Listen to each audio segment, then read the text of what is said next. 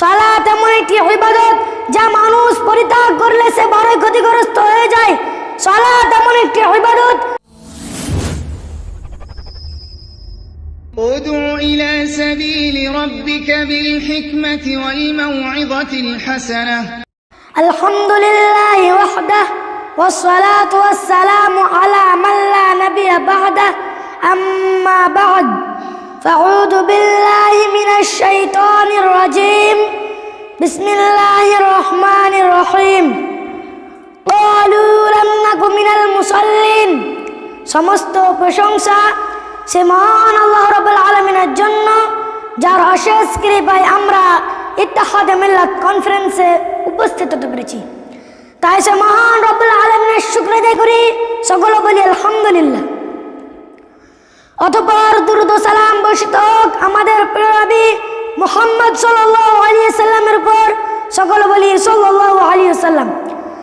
আমার বক্তব্যের বিষয় হলো সালাত পরিত্যাগকারী বড় ক্ষতিগ্রস্ত।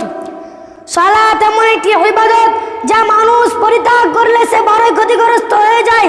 সালাত এমন একটি ইবাদত যা পরিত্যাগ করলে মানুষের আর কোনো ইবাদত গ্রহণযোগ্য হবে না।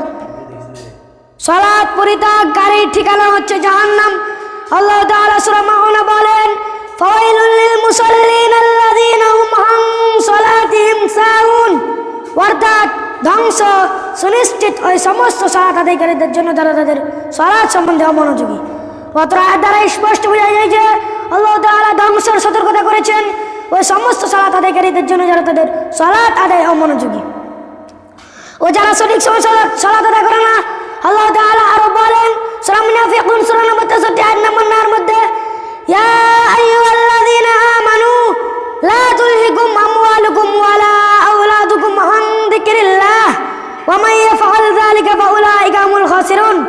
হে মুমিনগণ, তোমাদের ধন সম্পদ ও সন্তান সন্ততি যেন তোমাদেরকে আল্লাহর স্মরণ সালাত থেকে গাফিল না করে।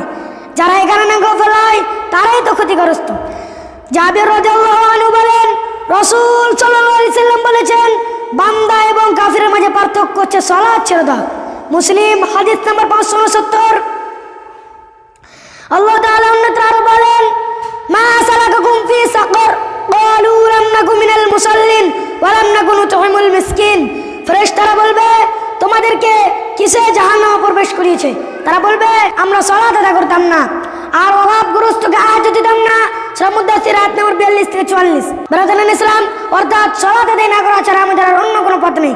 সালাত আদায় করতেই হবে। শেষ আল্লাহর কাছে দোয়া করি, হে আল্লাহ, আপনি আমাদেরকে সর্বদা সঠিক সময় সালাত আদায় করার তৌফিক দান করুন। আমিন।